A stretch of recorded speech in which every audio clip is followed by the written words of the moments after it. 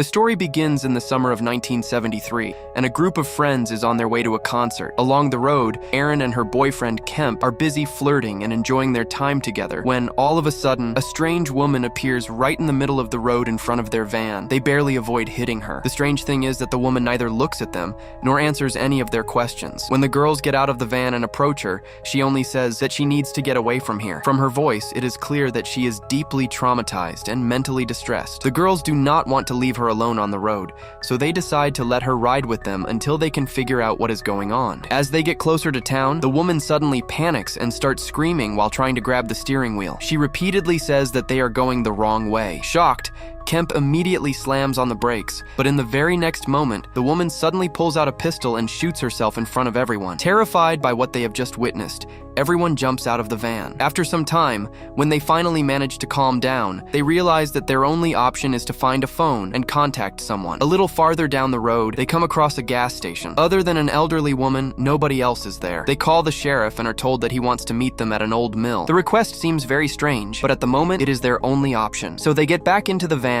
and head toward the mill. After traveling through long, isolated roads, they eventually arrive at the old mill located at the end of a long dirt road. The place looks completely deserted, and there is no sign of the sheriff anywhere. After waiting for a few minutes, they begin discussing what to do next. The boys think they should dump the body somewhere and leave immediately, but the girls refuse to agree. So everyone decides to look around first. Not far away, they notice an open doorway surrounded by small, strange-looking dolls scattered across the area. At the same time, they think they see something moving quickly through the shadows. However, Erin assumes that her friends are just joking around, so she gets annoyed and walks inside alone to check for herself. A few moments later, Erin lets out a scream, and everyone immediately rushes inside to help her. But when they get there, they discover that it was only a tiny possum. Everyone laughs and brushes it off, but suddenly they hear something moving again. Around the next corner, they find a strange little boy sitting all by himself. Concerned, Erin tells him to stay with them. The boy introduces himself as Jedediah. When they ask him about the sheriff, he replies that the sheriff is sitting at home drinking alcohol. Hearing this, Morgan becomes frustrated and says that they should leave immediately. However, Jedediah tells them that the sheriff's house is not very far away. The only problem is that there is no road leading to it. Eventually, Erin and Kemp decide to walk to the sheriff's house while the others stay behind with the van. Not long after they leave, Jedediah starts messing around with the body. When Andy tries to stop him, the boy immediately runs away and disappears from sight. Meanwhile, Erin and Kemp finally arrive at a creepy-looking house that is not too far away. When they knock on the door, they are greeted by a grumpy old man sitting in a wheelchair. Obviously, he is not the sheriff, but he allows Erin to come inside and use the phone. However, when Kemp tries to go inside with her, the old man stops him and tells him that he will have to wait outside. Erin begins using the phone while the old man disappears into the inner part of the house. Meanwhile, the sheriff finally arrives at the old mill. But something definitely seems wrong here because Erin had been told over the phone that help would take another 30 minutes to arrive, yet the sheriff is already there. After finishing the call, Erin starts to leave the house when she suddenly hears the old man calling for help from the other end of the hallway. Following the sound, she reaches the bathroom, where she finds him lying on the floor, struggling to get back into his wheelchair. Erin becomes busy helping him, but at that very moment, a massive shadow silently passes behind them. Outside, Kemp grows impatient after waiting for so long and decides to go inside the house himself to see why it is taking so much time. Back at the mill, the sheriff discovers the girl's revolver. Surprisingly, the holster he carries fits the weapon perfectly, making him seem even more suspicious. Inside the house, Erin is still helping the old man while Kemp begins wandering alone through the various rooms. Eventually, he enters a room where old cartoons are playing on a television. As he moves closer to look, he accidentally knocks down an object hanging on the door. When he bends down to pick it up, Leatherface suddenly appears and strikes him brutally with a heavy hammer. He then drags the unconscious Kemp down into the basement. Meanwhile, at the mill, the sheriff pulls out plastic wrap and forces Andy to help him wrap up the body. Throughout the entire process, the sheriff keeps saying strange and unsettling things, making everyone wonder what is wrong with this man. Back at the house, Erin hears some noise and sets out to look for Kemp. During her search, she reaches a large iron door. It feels as if someone is watching her through the keyhole from the other side, but no matter what she does, the door refuses to open. When she fails to find any sign of Kemp, she leaves, assuming that he may have returned to the van. Meanwhile, after wrapping the body, The sheriff orders Andy and Morgan to place it in the trunk of his car. After that, he drives away without answering any more questions. Aaron is still searching for Kemp, completely unaware that Leatherface has already made him his victim. In the basement, Kemp lies motionless on a butcher's table, while Leatherface prepares for another one of his horrifying tasks. A short while later, Erin returns and finds her friends cleaning the van. She tells them that the sheriff should be arriving soon. To her surprise, her friends inform her that the sheriff had already been there and left a little while ago. Just then, the continuous sound of a car horn echoes from somewhere in the distance. The group follows the sound and arrives at an area filled with old, rusted, and abandoned vehicles. Strangely, nobody is there. It appears that someone deliberately tied a branch to a horn so it would keep honking continuously. At that moment, Andy notices something lying in the grass. When he bends down to pick it up, everyone is horrified to discover that it is a set of human teeth. Now the situation truly begins to feel dangerous, but Erin still refuses to leave until she finds Kemp. Just then, they notice a hole in the trunk of one of the cars. As soon as Morgan reaches his hand into the hole in the car's trunk, something suddenly grabs his arm and appears to pull him inside. Everyone panics, but a moment later it becomes clear that he was only joking. Inside the trunk, he finds a strange jar with a picture of the same girl who had shot herself earlier attached to it. Alongside it is a photograph of what appears to be an ordinary family. At this point, it becomes increasingly clear that something is seriously wrong here. Even so, Erin and Andy refuse to leave without finding Kemp. They decide to split up and search separately. Erin and Andy head back toward the house, while Morgan and Pepper return to the van. Morgan asks Erin for the car keys, but Erin worries that they might leave without her, so she keeps the keys, and they agree to meet again at the old mill after finding Kemp. Meanwhile, Kemp's situation continues to grow worse. Leatherface chains him by the ankles and hangs him upside down above a bathtub. During this, he finds an engagement ring in Kemp's pocket. This reveals that Kemp was probably planning to propose to Erin, but now it seems he may never get the chance. A short time later, Erin and Andy arrive back at the house. There, they see the old man sitting out on the lawn. Erin is convinced that Kemp is still somewhere inside the house, so she decides to keep the old man distracted while Andy secretly sneaks inside. At first, Andy finds no sign of Kemp, but as soon as he reaches the kitchen, he notices several suspicious things. Strange pieces of meat and blood-stained clothing are hanging from the ceiling, making the atmosphere even more disturbing. What Andy does not realize is that Leatherface is already watching him through a hole in the wall. While searching, Andy opens the refrigerator and accidentally drops a container, creating a loud noise. Hearing the crash, Erin immediately rushes inside, but the old man angrily blocks the hallway and accuses them of snooping around in his house. He then starts pounding on a door and calling out to someone. Suddenly, Leatherface appears and begins chasing them with a chainsaw. In the panic, Andy stumbles and falls while Erin desperately struggles to keep a door shut, but Leatherface smashes through the door and heads straight for Andy. Andy grabs an iron rod to defend himself, while Erin seizes the opportunity to run outside. Andy somehow avoids the attack and gets back on his feet, attempting to escape, but the old man at the doorway strikes him hard. Those few seconds of delay are all Leatherface needs. Now Andy runs for his life through rows of clotheslines, but Leatherface cuts off his path. A moment later, he seriously injures Andy and begins dragging him back toward the house by force. Andy keeps screaming for help, but Leatherface drags him back into the basement. Night has fallen by the time Erin finally reaches the van, running as fast as she can. Instead of explaining what happened, she immediately jumps into the vehicle and tries to drive away, but the engine refuses to start. Her panic continues to grow when the sheriff suddenly appears beside the window. Seeing the sheriff gives Erin a sense of relief, and she quickly tries to explain everything that has happened. However, while she is talking, the sheriff notices something lying on the dashboard. The moment he sees it, his attitude changes completely. He becomes furious and orders everyone to get out of the van immediately. Meanwhile, in the basement of the house, Andy sits on the floor in critical condition, leaning against a support for balance. He is still alive. Leatherface picks him up again and brutally drives a large butcher-style hook into his back. Afterward, he throws salt onto the wound and begins wrapping Andy's injured leg with a bandage, as if he were simply carrying out the work of a butcher. Meanwhile, the sheriff forces everyone to lie face down on the ground and begins inventing a strange story. According to him, Kemp was responsible for the girl's death. Erin angrily tells him that it is all a lie, but as soon as she speaks, the sheriff pulls out his gun and fires several warning shots near their heads. After that, he takes Morgan over to the van and tells him to show, step by step, how the incident supposedly happened. Back at the house, Leatherface is using a sewing kit to make a mask from Kemp's facial skin. When he removes his old mask, it becomes apparent that his face has been badly affected by a severe skin condition. The sheriff places Morgan in the back seat of the van, exactly where the girl had been sitting. He then insists that Morgan reenact the entire event so that he can understand with his own eyes what happened. The sheriff pulls out the revolver, hands it to Morgan, and tells him to do exactly what the girl did. At that moment, Erin can no longer understand it and steps forward to intervene. As soon as the sheriff is distracted,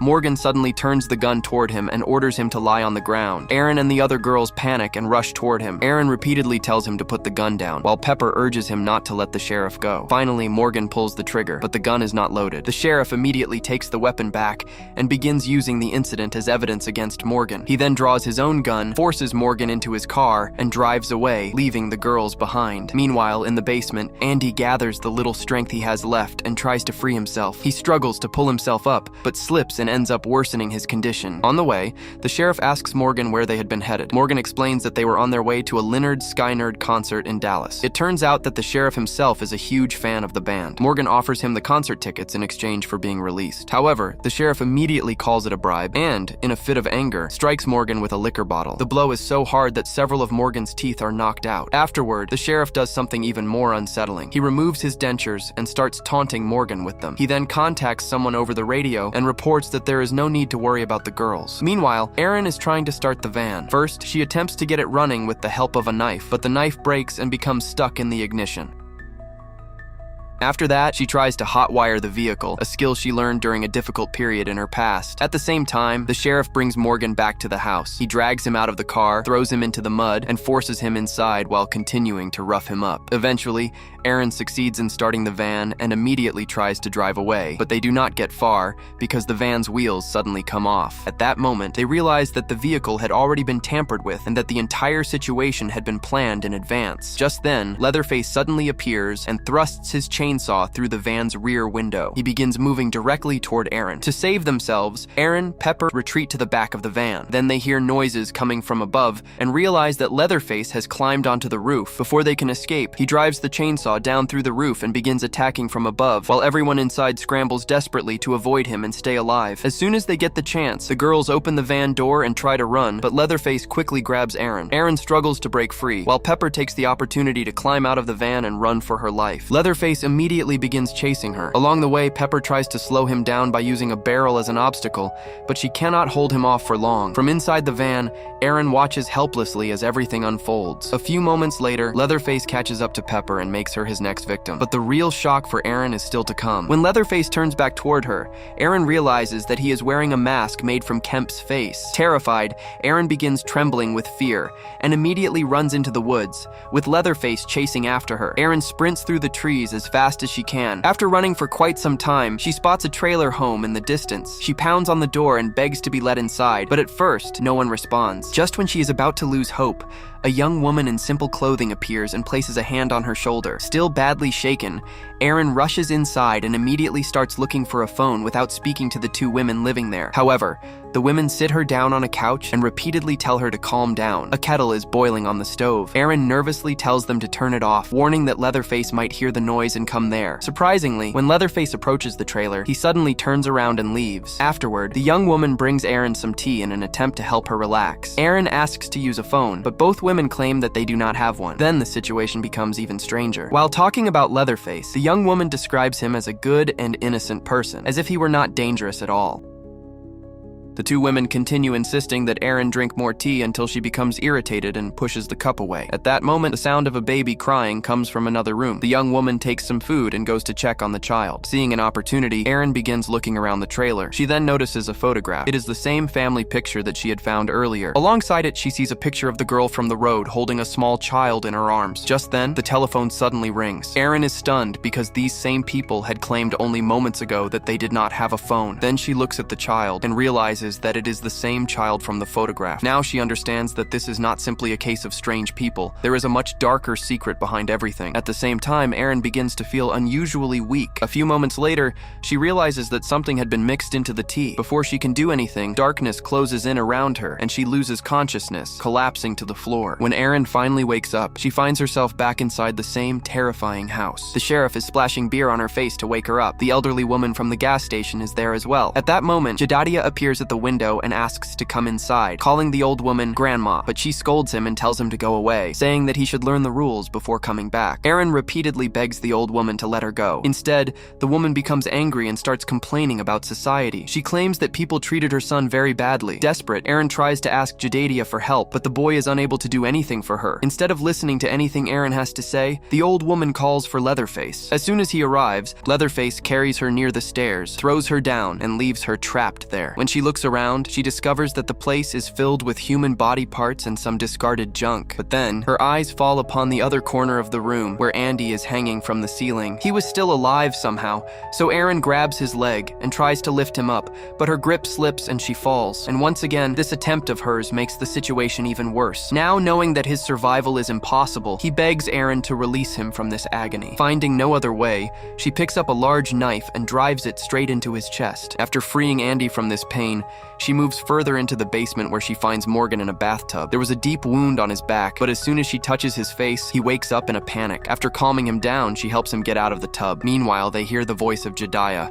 who is calling out to them. The two of them get up and run behind him toward another path, but Leatherface had been keeping an eye on them the entire time. He comes down quickly and begins chasing them. Running behind Jed, they reach another set of stairs, but while climbing up, one of the steps breaks, slowing down their pace. Leatherface's chainsaw stalls, giving them a few seconds to run, but Aaron turns back to help Jed, giving Leatherface the opportunity to get close to them. As she tries to climb the stairs, he grabs Aaron's leg, but she kicks him back and manages to escape by closing the basement door. This buys them a little time because Leatherface is cutting through the door with his chainsaw. However, Morgan was not in a condition to run very far, so they had no choice but to hide in an old, abandoned shed built in the back. The two of them go inside and place a sofa against the door to stop Leatherface from entering, but he begins hacking at the door, forcing them to run further. There were bars on the windows, so Aaron cleverly hides her brother in a closet and hides herself behind a hole in the wall. For a moment, it seems as though he is gone, but just then, Leatherface reaches his hand through the wall and grabs her from behind. He drags Aaron back into the room, and at that exact moment, Morgan leaps out of the closet. But just as he is about to decapitate her, Morgan rushes forward and pushes him back, causing the chainsaw to slip from his hand. Aaron screams in terror as she sees the chainsaw bouncing just a few inches away from her face. However,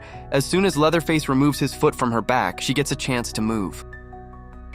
She stands up and begins slapping him in vain, but he throws her away, grabs Morgan, and hangs him from a chandelier. Then, picking up his chainsaw, he begins to slice Morgan in two from bottom to top right in front of her. Finding no way to save her brother, Aaron starts running back toward the forest, with Leatherface right behind her. He is just about to catch her when a fence appears ahead, but as he tries to slide under the fence, his foot slips and he cuts his own leg with the chainsaw, giving Aaron the chance to get ahead. Further along, she happens to reach a road exactly at the moment a vehicle is passing by. But instead of stopping to help, the people speed away, leaving her there helpless. At that very moment, she hears the sounds of cows nearby. Following the sound, she reaches a local slaughterhouse and decides to go inside to take shelter. Just as she slides under the gate and enters, Leatherface suddenly leaps down behind her. She manages to kick him back and narrowly avoids colliding with a meat-hanging hook, but as she hides here and there inside the building, she reaches a large freezer. When he begins searching for her, she hides inside a dead cow. This trick works for a minute, but then he starts pulling the chains, causing everything to shake. As soon as he gets a hint of Aaron's presence,